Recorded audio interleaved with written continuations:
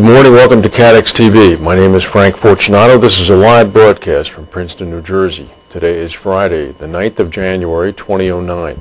It's 11:30 a.m. Eastern Standard Time in the U.S., 4:30 p.m. in London, 12:30 p.m. in Bermuda, and at 9:30 in the morning in Mexico City. If you need to reach us during the broadcast, you can phone in toll-free from the U.S. at 1-866-67-CATEX.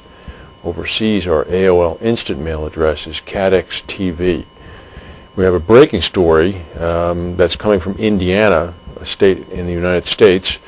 It concerns a company called the Indiana Furniture Industries. Apparently an explosion has occurred at one of their plants located in the town of Jasper, Indiana, which is about 50 miles northeast of Evansville, Indiana. At least 8 of the employees have been injured. Some sort of machinery blew up at the plant. It's a wood laminate plant in the southern part of the state. It's called the Indiana Laminate Plant.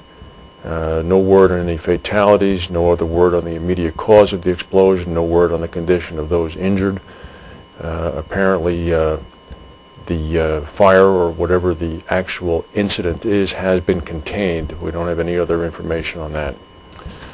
Now to our main news. In the United States, the big news, and it's forcing the stock market down about 85 points as we begin, has to do with jobs. The U.S. Labor Department released their report this morning showing that now for all of 2008, the economy in the United States lost a net total of 2.6 million jobs. This is the most since 1945, when 2.8 million was lost. What happened actually is economists were forecasting great payroll reductions in December, around 550,000, and in fact what happened is that 584,000 were lost in November and 423,000 in October. This brings the unemployment rate in the U.S. up to 7.2%, which is the highest since January 93. Economists were expecting that the jobless rate was going to rise to only 7%. There was an earthquake last night, actually yesterday afternoon, in Southern California. It was a 4.5 earthquake. It was felt all the way from Los Angeles down to the Mexican border. It occurred at 7:49 p.m. local time in San Bernardino, about 55 miles east of L.A. No damage has been reported, but it was a bit of a shake. There seems to be some movement on the Russian gas crisis. Gazprom indicated today that it could restart gas shipments to Europe today if an agreement could be signed allowing a European Union monitoring mission to track flows through the Ukrainian pipelines. The EU monitors have arrived now in Kiev, the capital of the Ukraine, but the Gazprom president says that a final agreement on the deployment of those monitors has yet to be signed. As we've been reporting, Gazprom has halted all gas shipments through the Ukraine to a dozen European nations because of a pricing dispute with the Ukraine.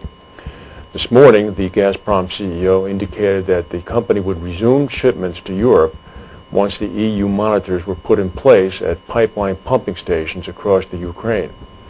Ukraine is not a small place. It's about the size of Texas. The EU said it could then take days for the shipments to begin to reach Western Europe. However, Russian and Ukrainian officials are trading new accusations at each other. There are considerable doubts whether or not the gas will begin to pump today, if not even over the weekend. Of course, the cold snap in Europe continues, so this is just dragging on and causing inestimable problems. There was an article that appeared last night in Reinsurance magazine saying that the Aon United Kingdom Chief Executive, Peter Harmer, said that he expects that other reinsurance brokers will be investigated by the Financial Services Authority following yesterday's agreement that Aon had been fined a record £5.25 million by the FSA.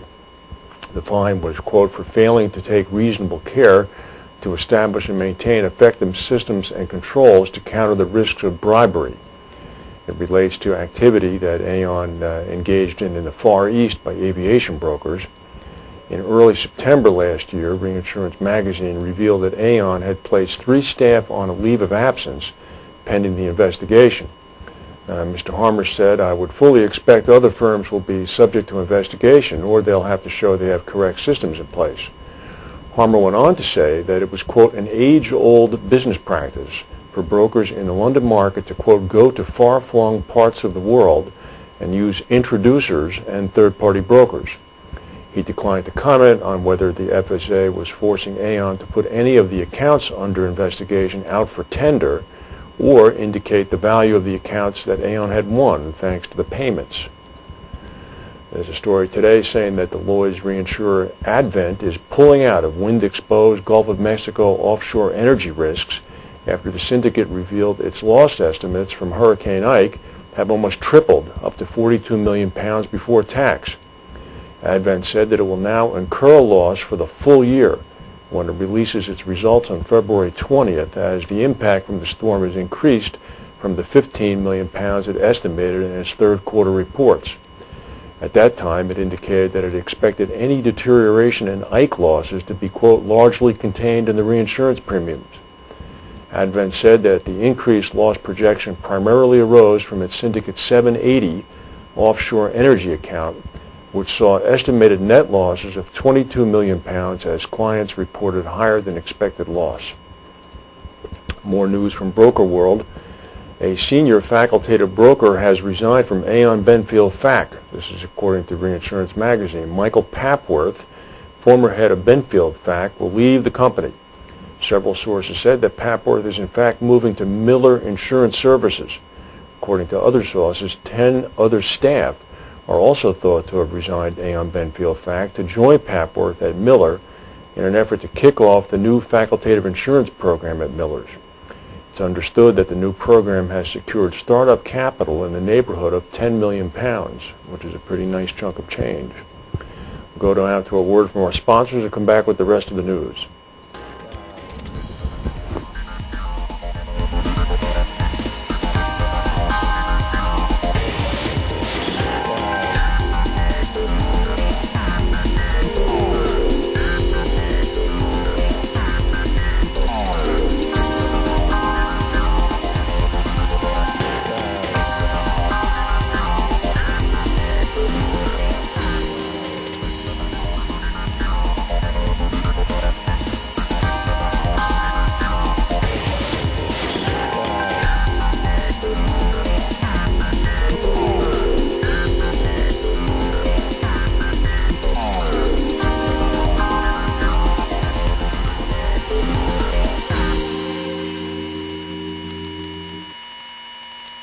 From prehistoric time to today, man's progress has been marked by his ability to fashion tools and use them to his advantage. From early humans making tools from stone, man evolved and was soon trading with other men. Money evolved, and tools such as the abacus to handle complex money transactions were developed. By the end of the 19th century, machines such as the cash register began to appear.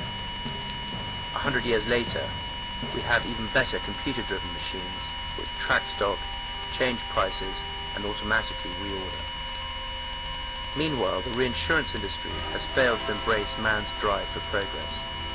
The reinsurance industry today would be as familiar to practitioners from the 1800s as it is to modern underwriters.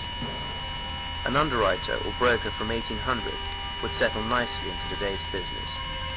That is, until now. For the reinsurance industry, pivot point changes everything.